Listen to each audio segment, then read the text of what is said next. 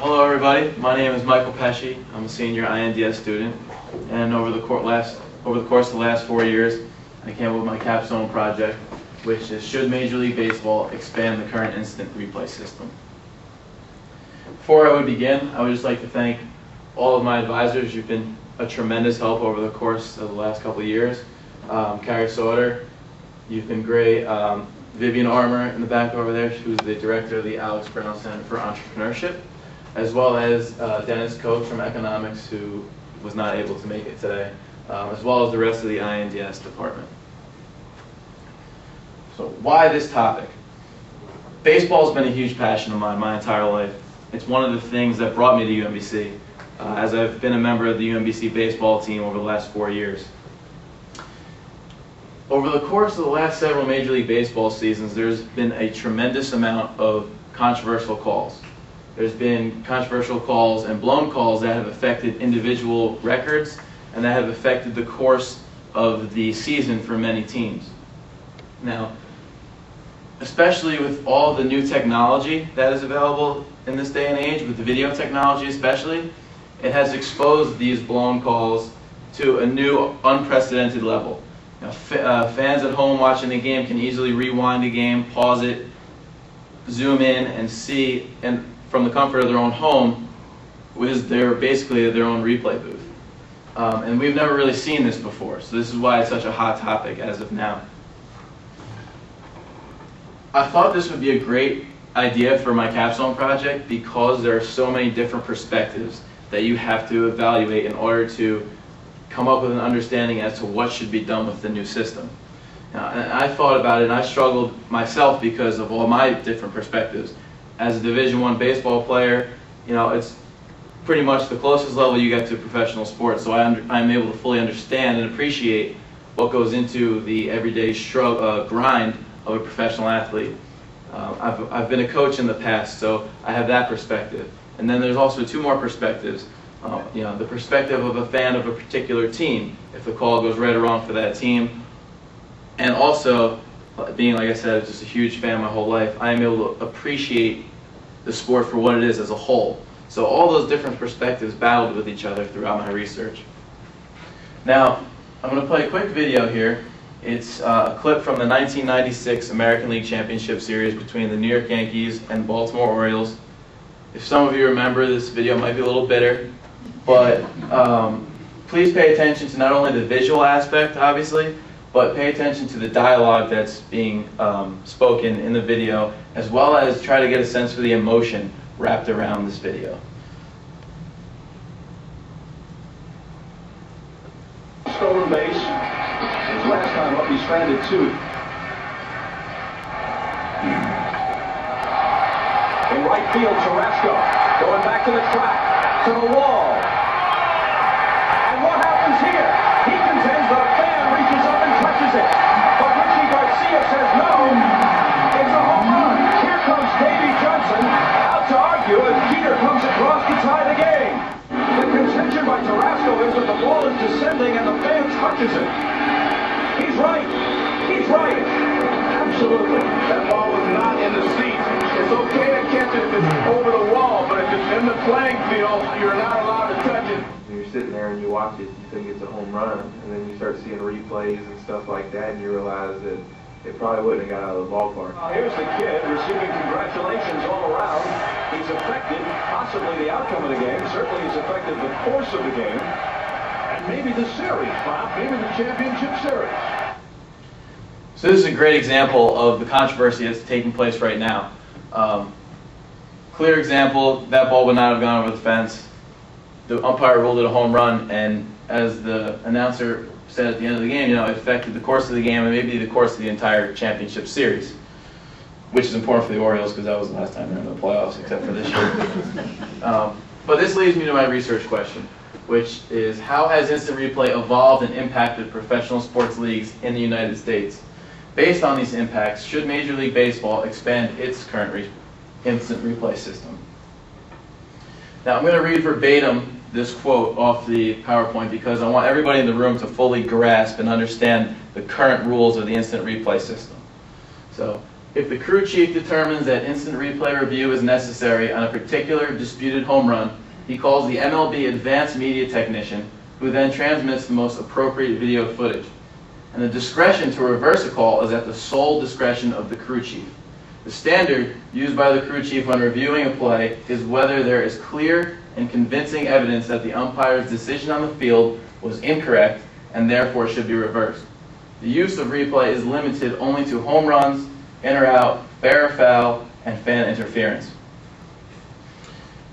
Now, when thinking about this topic and all the different perspectives, there are three relevant perspectives, academic disciplines, that continue to pop up. History is the first one. History is considered baseball is considered one of America's oldest sports. It's considered America's pastime. And baseball is one of the most tradition-rich sports in all of America. And when there's talks about changing an aspect of the game that has been the same way for over a century, now, a lot of people are up in arms about it. And it's important to remember that one of the big traditions of baseball is the human element of making mistakes. And that's one of the main arguments as to why it should not be expanded. Second, the next academic discipline that was relevant is ethics. Ethics is defined as the fair treatment of people. Was the call on the field correct? Was the call on the field wrong? In 2005, Major League Baseball implemented a new, tougher drug policy to help deal with and eliminate the continued use of performance-enhancing drugs. So they went out on a limb and made the new drug policy much tougher in order to make the game more fair for everybody. So from this perspective, people are confused as to why Major League Baseball would be so strong on this aspect, yet they're still leery of expanding the instant replay system to ensure that every call on the field is correct. Not every call, but most certainly more than what is happening now. And the third discipline that is relevant is economics. Professional sports in America is an approximate $213 billion industry with millions of people involved. And in economics, one of the main concepts is maximizing error correction, which is clear in terms of the baseball game. You want to make sure the correct call is made. And when it comes down to it, baseball is a game. But at the same time, it's a business. Sports is a business, and a lot of people's jobs are on the line. This leads me to my methodology. I reviewed a tremendous amount of case studies, in particular plays and instances where a blown call was made and how it affected that game and potentially the rest of the season for those particular teams.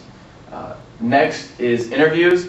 I also reviewed a ton of interviews with players, former Major League players, Hall of Famers, umpires, as well as other baseball analysts. This was just to get a broad range and a general perspective as to all the different views out there concerning the instant replay system. And finally, I used literature reviews. I used literature reviews mainly to explain certain academic concepts within the disciplines I just mentioned in the previous slide.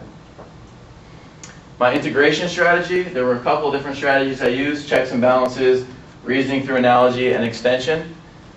And checks and balances is a good example because ethics talks about justice and what is right and what is wrong. And in economics, as I just mentioned, one of the concepts is maximizing error correction. So ethics acts as a check and balance for economics in this case by making sure that economics stays true to its principles of maximizing error correction, which then leads into a baseball game. And if you want to expand the replay system in order to maximize that error correction, in order to make things fair. This leads me to my conclusion. As I said earlier, I struggled with what I thought would be the best bet, but when it came down to it, I believe the current instant replay system needs to be expanded. Calls that are not subject to interpretation should be subject to instant replay. These are a couple of the calls that should be allowed to be reviewed because they're definitive, safe or out. There's no interpretation of the rule in these cases. And plays in which that are subject to interpretation, should not be reviewable. Obviously, balls and strikes, there's no clear box. The strike zone is different for everybody, every player. So that is obviously something that would not be reviewable. And then the addition of a coach's challenge system. I believe each coach should have one challenge to begin the game. If they get it correct, if they challenge the play and they're correct, they get rewarded with one more challenge. However, if they're wrong in their challenge, that's it. They don't get any more chances to review a play for the game. And then lastly, I thought another good idea would be the addition of a fifth umpire who would be up in the booth looking at a monitor of all the close plays. The addition of the fifth umpire would make the whole process way faster and a lot more cohesive. Any questions?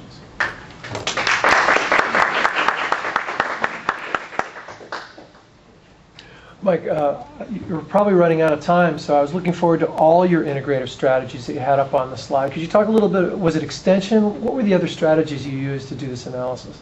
It was tough to determine what I wanted to include in this presentation and what I needed to leave out in terms of time. But also reasoning through analogy was another great one that I used a couple times. Again, in economics, you want to maximize error correction. Any kinks in the system could make a company less efficient, could cost them their bottom dollar. In a Major League Baseball game, if the wrong call is made, then it could affect the game. It could affect their record at the end of the season. It may or may not prevent them from making the playoffs. And that's a big problem. You said something about calls affecting people other than just the teams. I'm curious to know who else you think they affect. Right. Well, it's obvious that a blown call affects the two players and the two teams that are taking place in the action at that given time. But it affects so many more people. There's one particular case where the last out of the game was a blown call, and it was clearly a blown call. That last out would have been the last out of a perfect game for a pitcher for the Detroit Tigers. There's only been 27 players in Major League Baseball history to have accomplished such a feat, and he got robbed of that because of clearly a blown call. Also, when you think about that, the umpire who blew the call, his name was Jim Joyce. He received death threats. His family received death threats. His kids received death threats on their Facebooks. Now they have to deal with that all over a blown call. And furthermore, teams that may be left out of the playoffs due to a blown call, it affects that city's local economy. Like I said, it's a $213 billion industry with millions of people. And fans, affects the hotels may not have as many people staying in them as they would if the call was made. Restaurants, the whole surrounding area, the local economy can be affected. It seems silly, but that's what it comes down to. Do you think there's a market out there for you as a consultant to go out and talk to people in various things and teams and cities about what you've learned? I'm not sure, to be honest. That's something that I've always been interested in, and I have a huge passion for this particular topic. I just interviewed with Major League Baseball in New York City for an internship position once I graduate here. So I'm hoping that maybe I can just kind of get my foot in the door and then see what happens. But I'm not sure what kind of market there is. You've come to some conclusions now so that you're in a position to be an advocate should you wish. Correct. Correct. Any other questions? How many, just if you remember off the top of your head, how many case studies and how many interviews did you review? A lot. Yeah, a lot. Because the first part of my research question was evaluating the efficiency of instant replay in other sports, other professional sports. So I looked at NFL games, and I looked at how the NFL, they implemented an instant replay system that lasted a couple of years, and then they did away with it for 7 years because it wasn't efficient enough. And then they brought it back to what it is now. So there was a ton of case studies and a lot of interviews that I went over regarding the issue. And going back to the instant replay, how many years worth of information is that from various? Instant replay system was implemented in 2010, the current one right now, but like I said earlier, it's only limited to home runs, fair or foul, and fan interference. So there were, I'm trying to think back to I included it in my paper, there were 400 and something calls reviewed, of which they found 60 or so were the wrong call. So if that